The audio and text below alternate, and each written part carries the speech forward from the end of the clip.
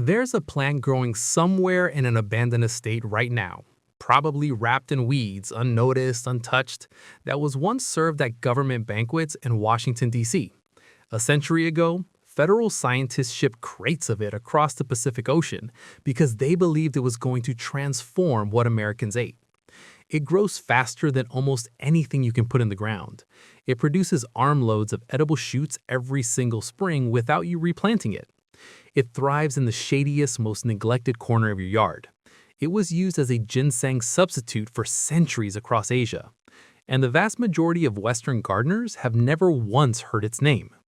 That plant is Udo, Aralia cordata, and its story is one of the most fascinating and frustrating chapters in the history of food in America.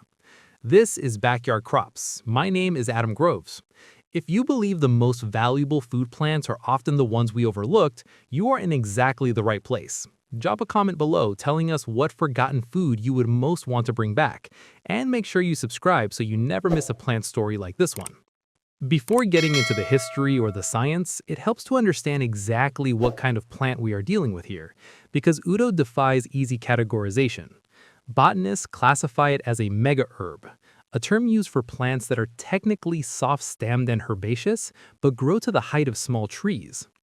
Aralia cordata is native to Japan, Korea, eastern China, and as far north as the Russian Far East.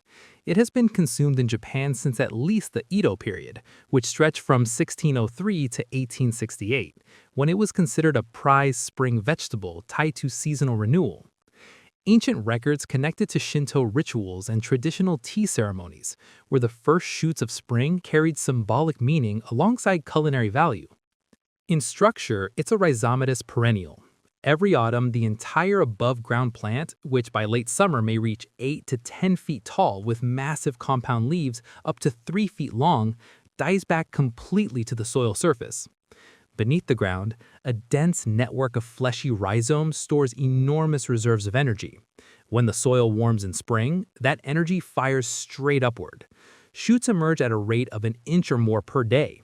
The plant does not ease into the season, it erupts. The edible portion is the young shoot, thick, pale, and covered in fine, soft hairs called pubescence, harvested before the leaves fully unfurl. When prepared correctly, the texture is crisp like celery, but tender like asparagus. The flavor is difficult to pin down. Culinary writers going back more than 100 years have described it as somewhere between lemon, fennel, and a faint herbal woodiness. Traditional sources describe blanched Udo stalks as having a mild and agreeable flavor, crisp and tender with a unique lemon-like quality. In Japan, there are two primary types used in cuisine. The first is Yama Udo, wild foraged or simply field-grown mountain Udo. The second is Shido Udo, or white Udo, which is cultivated in total darkness to produce stark white, ultra-tender stems with a mellower, more refined flavor. The most remarkable aspect of Udo cultivation is the traditional method used to produce the highest quality stems. Farmers grow Udo in deep, dark pits called mudo, sometimes reaching 3 to 4 meters in depth, ensuring that the stems remain pure white and develop their characteristic mild flavor. This distinction between green wild Udo and cultivated white Udo is absolutely central to understanding the plant's complicated relationship with the Western food system, and we will return to it. Udo's arrival in America begins with Thomas Crane, a plant explorer working for the United States Department of Agriculture in the early 1900s. Crane traveled across East Asia searching for crops that could expand American agriculture. In 1902, while in Japan, he encountered Udo in Tokyo markets and rural kitchen gardens. He tasted its crisp white stalks prepared in soups and salads and recognized something unusual, a cold, hardy perennial vegetable unlike anything grown in America. At the time, asparagus crops were being devastated by rust disease, and Crane saw Udo as a potential replacement. By 1902, Udo was already widely cultivated in Japan. Improved varieties were grown at scale, and roughly 25,000 plants were exported to the United States for agricultural trials. The USDA fully backed the effort. The Bureau of Plant Industry published a bulletin dedicated entirely to cultivating and cooking Udo, essentially a federal promotion campaign for one vegetable. Udo appeared at prestigious Washington dinners, in horticultural journals, and in research stations from the mid-Atlantic to the Pacific Northwest. For a brief moment in the Edwardian era, Udo symbolized the future of American food diversification. It was cold-hardy, high-yielding, perennial, shade-tolerant, and delicious. And then, slowly, it disappeared. Udo's disappearance is even more surprising when you understand its chemistry. It is not merely a vegetable, it is a functional food containing biologically active compounds. Aralia cordata belongs to the Araliaceae family, the same family as ginseng. This is a deep chemical relationship, not a superficial one. In China, Udo root has even been used as a substitute for ginseng. The plant contains saponins, sesquiterpenes, diterpene acids, and essential oils, compounds associated with anti-inflammatory, stimulant, diuretic, and tonic properties. Traditional medicine describes it as analgesic, febrifuge, stomachic, and restorative. Chemically, Udo and celery may look similar on the plate, but they are worlds apart. Research has identified compounds such as coridinoic acid and continental acid that inhibit COX-2 enzymes, the same inflammatory pathway targeted by ibuprofen. In biochemical terms, Udo carries mild natural anti-inflammatory effects. Traditionally, in Japan and Korea, it has been used for headaches, colds, rheumatism, lumbago, and fatigue.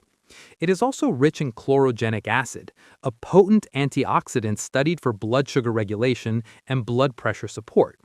Fresh Udo provides meaningful potassium levels comparable to some sports drinks. Research on Aralia species has also explored potential neuroprotective effects.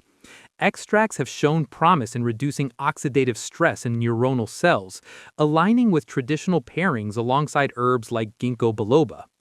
Nutritionally, Udo contains vitamin C and several B vitamins.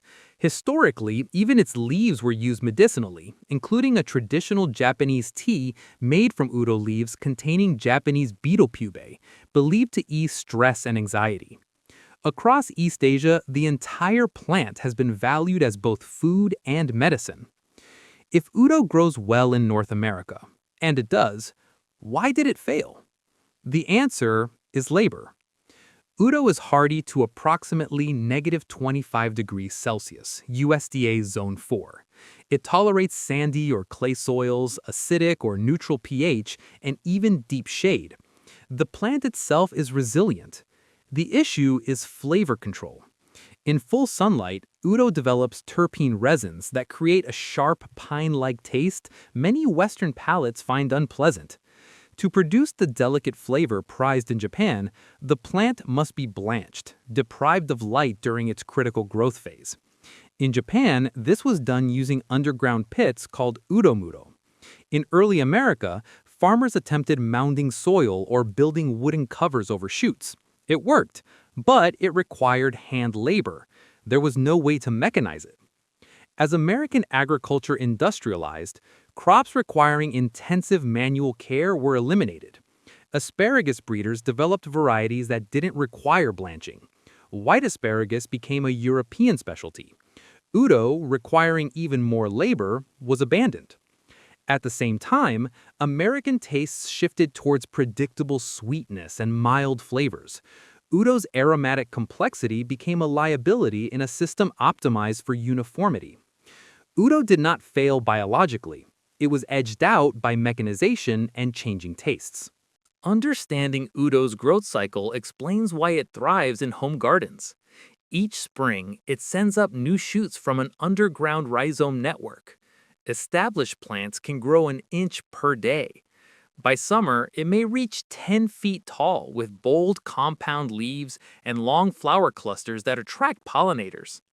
In autumn, the entire plant dies back, disappearing above ground while the rhizomes store energy below. Young plants take a few years to establish. By year 3, a mature patch can produce abundant shoots every spring for decades, essentially a permanent food source. The harvested portion, called udonomi, is the thick young shoot before leaves open.